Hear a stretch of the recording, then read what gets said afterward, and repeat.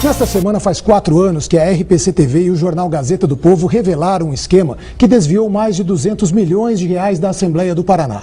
Você vai ver agora que os principais acusados pelos desvios podem escapar ilesos pela demora do Ministério Público nas investigações. A repórter Malu Maza está em frente à Assembleia e vai nos ajudar a relembrar desse caso. Malu, boa noite. Boa noite, Sandro. A gente preparou uma reportagem para lembrar a série Diários Secretos, um trabalho de investigação feito pela RPC-TV e pelo jornal Gazeta do Povo, que durou 2 anos e mostrou como funcionava um esquema de desvio de dinheiro e corrupção dentro da Assembleia. Que diz que eu estou pegando não sei quanto e não sei quanto de dinheiro. É humilhação porque eu não devo. Germina Leal de Matos ficou conhecida como o símbolo dos desvios que aconteciam na Assembleia do Paraná. Ela emprestava os documentos em troca de R$ 150 por mês. E só em nome dela foram desviados mais de 3 milhões de reais. Como Germina, centenas de funcionários laranjas e fantasmas tinham seus nomes publicados nos diários oficiais da Assembleia, que eram mantidos em segredo. De repente é obrigado a você publicar uma coisa, mas não quer que os outros tenham acesso. Então eles fazem ali 10 fica assim, mão segura. Os outros não têm acesso. Daí se um dia falar assim, não, foi publicado, não sei por que não receberam. Tá entendendo? Ao ter acesso a esses documentos, a RPC-TV e a Gazeta do Povo conseguiram revelar o esquema da quadrilha que agia dentro da Assembleia. 33 pessoas foram presas, 4 eram diretores, entre eles Habib Miguel, o Bibinho, que foi diretor-geral por mais de 20 anos. Agora, Malu, o que aconteceu com aqueles que faziam as nomeações, que comandavam a Assembleia na época? Sandro, os responsáveis por essas nomeações eram os deputados Nelson Justus, ex-presidente da Assembleia, e Alexandre Cury, ex-primeiro secretário. Os dois respondem na Justiça por improbidade administrativa. Nas ações, o Ministério Público pede a devolução de mais de 200 milhões de reais. Até agora, o Ministério Público propôs pelo menos 8 ações cíveis e 7 criminais. Passados 4 anos, ainda faltam muitas investigações a serem concluídas, há trabalho a fazer e o Ministério Público já começa a ser questionado. A Justiça já condenou em primeira instância os ex-diretores da Assembleia Cláudio Marques da Silva, José Ari Nassif e Habib Miguel a penas de no mínimo 18 anos de prisão. Eles recorreram da sentença. Também condenado a mais de 18 anos, Daor Marins de Oliveira é o único que está preso, porque não conseguiu responder ao processo em liberdade. José Glombe, ex-presidente da OAB e líder do movimento O Paraná que Queremos, que reuniu 10 mil pessoas na Boca Maldita pedindo ética na política, criticou o trabalho do Ministério Público, porque as ações ainda não atingiram os deputados.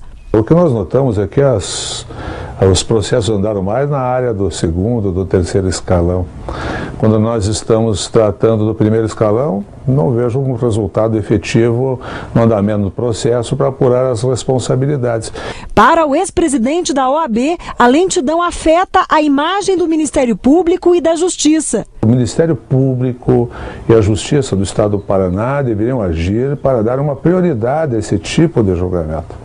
Esse é um julgamento de um caso emblemático e que diz respeito à própria credibilidade das instituições que estão apreciando esse caso de corrupção. A Procuradora-Geral em exercício, Sâmia Bonavides, nega favorecimento aos deputados. Não se está protegendo este ou aquele. A visão não é esta, absolutamente não é essa, nunca foi. A procuradora diz que as investigações estão caminhando sem interferências. Demoram mais, segundo ela, porque são complexas. O Ministério Público não acredita que os crimes vão prescrever sem julgamento. Nós não estamos trabalhando numa perspectiva de que um caso, com esses reflexos que a gente imagine, observa que ele tem, que ficará sujeito a uma pena mínima. Ela poderá ser cumprida porque não vai estar prescrita. A apuração das denúncias e o julgamento dos acusados pelas fraudes é o que esperam as pessoas que foram às ruas em 13 cidades do Paraná pedir transparência e o fim da corrupção. Olha, independentemente do resultado de um julgamento, o importante é que esse julgamento aconteça. Tão grave quanto os crimes cometidos é essa sensação de impunidade que fica no ar. Vamos agora falar sobre agentes políticos da Assembleia Legislativa. Em ano de eleição, muitos deles passam a trabalhar como cabos eleitorais, viram homens de campanha dos deputados, mas continuam sendo pagos com dinheiro público, o que não poderia acontecer. Naturalmente é isso, a política se faz dessa forma. Dando o que você recebe. Foi fazendo política desse jeito que Cleon Cosme Costa seguiu na vida pública, mesmo depois de ter perdido as eleições para prefeito em Pitanga. O nome de Cleon aparece na lista de funcionários oficiais da Assembleia. Ele é assessor e sócio do pai do deputado Alexandre Cury, na região. Nós temos uma rádio, que é a Rádio Poema de Pitanga. Eu presto um serviço, para o deputado na qualidade de assessoria, Eu faço parte da assessoria do deputado. Ele não é assessor do deputado. A ficha funcional de Cleon Cosme Costa mostra que ele foi contratado em 2008 para exercer cargo em comissão na primeira secretaria, que funciona no prédio administrativo da Assembleia e é comandada pelo deputado Alexandre Cury. O próprio documento revela que o funcionário mora no interior. E veja como faz de lá essa assessoria administrativa. Nosso produtor pediu para o empresário um emprego como radialista. Sem saber que estava sendo gravado, o empresário fez a seguinte proposta. Transfere o título para cá ou não? Mas eu tenho que transferir para cá o título? Para você, veja bem. É que você venha trabalhar conosco, tem que transferir.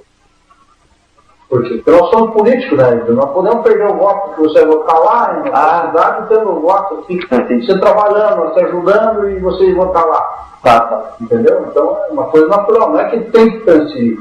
É natural, se eu estou te dando uma mão, eu quero a outra também para você me ajudar. Nesta entrevista, no mês passado, o presidente da Assembleia Legislativa falou que acha normal que o deputado tenha funcionários pagos com dinheiro público trabalhando para ele nas eleições, enquanto os outros candidatos não têm. Fatalmente, o candidato terá o seu agente político. Eles vão dizer, mas não pago pelo Estado, pago por ele. É verdade. Isso não fere a democracia? Com toda franqueza, eu acho que não. Isso não é antidemocrático. A Justiça já julgou um caso envolvendo o uso de agentes políticos para interesses particulares, com fins políticos e eleitorais. O ex-deputado Joel Geraldo Coimbra foi condenado pelo Tribunal de Justiça por improbidade administrativa, uso de dinheiro público em benefício próprio. Teve os direitos políticos suspensos por 8 anos e vai ter que devolver o valor pago em salários aos funcionários que faziam campanha para ele. Para o procurador do Ministério Público, Arion Rolim Pereira, a decisão da Justiça não deixa dúvidas. Funcionário público trabalhando como agente político é ilegal. Isso a gente pode fazer uma relação com os agentes políticos que a gente vê hoje, a gente está discutindo inclusive hoje. Cada caso é um caso, mas o que ficou bem claro nessa ação judicial é que cabo eleitoral não pode ser remunerado com recursos públicos. Não são só os agentes políticos espalhados pelo Estado que trabalham assim. Até mesmo os funcionários dos gabinetes afirmam que são pagos com dinheiro público para fazer campanha para os deputados. Com uma microcâmera, gravamos a conversa com a chefe de gabinete do deputado Durval Amaral. Ela explica como trabalham os assessores nos meses que antecedem a eleição. Porque aqui fica vazio. Fica total... Entendi. 2 para cuidar, porque atender a porta. Atender, porque a campanha é toda feita lá nos municípios, Então, você como integrante campanha na cidade dele e faz a campanha lá na região, na região dele, onde é o reduto dele. Naturalmente é isso, a política se faz dessa forma. Dando o que você recebe. Em nota, a Assembleia justifica que não existe impedimento legal para o exercício da atividade de agente político. A direção de comunicação da Assembleia disse ainda que o deputado Alexandre Cury estava em reunião e não poderia comentar o assunto. O ex-deputado Joel Coimbra considerou a decisão injusta e já recorreu. O deputado Durval Amaral afirmou que o gabinete dele está aberto o ano inteiro, mesmo em época de eleição, e que nenhum funcionário viaja ao interior para fazer campanha. Bom, e aqui no estúdio com a gente hoje, Sandro Dalpico, para comentar tudo isso, né, Sandro? Mas antes, vamos rever rapidinho o trechinho da entrevista do deputado Nelson Justo, falando sobre os agentes? Fatalmente, o candidato terá o seu agente político. Eles vão dizer, tá, mas não pago pelo Estado, pago por ele. É verdade. Isso não fere a democracia? Com toda franqueza, eu acho que não. Eu acho que não. Isso não é antidemocrático.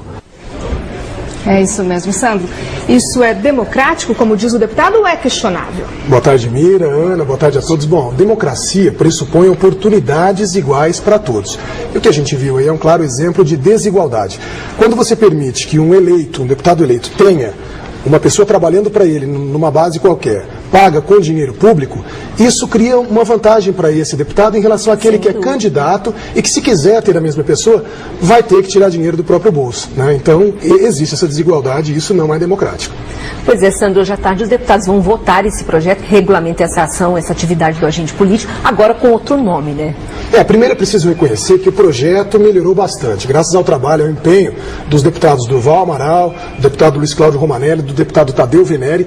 Esse projeto que vai ser votado hoje é bem melhor do que a versão original, que não dizia onde eles deveriam trabalhar, que horário eles deveriam cumprir, onde eles poderiam ser encontrados. Hoje, eles já têm que prestar conta da jornada, essa jornada pode variar de 20 a 40 horas, eles não podem ser sócios, diretores de empresa, nem ocupar nenhum cargo eletivo. Agora, a sociedade, a gente ainda se pergunta, será que precisa dessa figura do agente político, que agora vai se chamar, como você lembrou bem, secretário ou assessor parlamentar? Será que precisa? A gente olhou, nos 399 municípios do Paraná, na menor cidade do Paraná, tem lá um vereador, tem uma Câmara com 10 vereadores. Essas pessoas já fazem esse papel, elas foram eleitas, recebem dinheiro público para isso, estão lá para ouvir, para captar da comunidade esses anseios, esses projetos que podem ajudar. E todo vereador tem um deputado amigo. Se o projeto não pode ser resolvido no município pelo prefeito, pelo vice-prefeito, ele encaminha, o prefeito, o vice, o presidente da Câmara, o próprio vereador, encaminha para o deputado e isso é resolvido.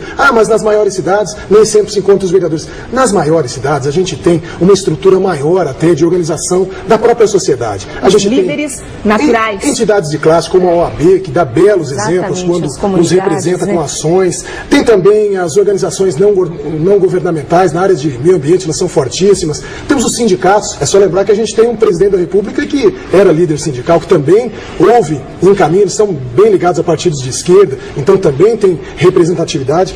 E nós temos também aquela que é a base de tudo, a associação de moradores, as associações de bairro, onde nascem até legitimamente os futuros vereadores, os futuros deputados. Ali está o ouvido da sociedade para que a gente possa saber o que se anseia, como preparar um projeto. Eu acho, sinceramente, que os deputados precisam fazer essa pergunta. Será que a gente precisa de mais um cargo com dinheiro público para fazer aquilo que já é feito, aquilo que já existe? E ainda dá tempo de pensar nisso, né? Que é hoje à tarde.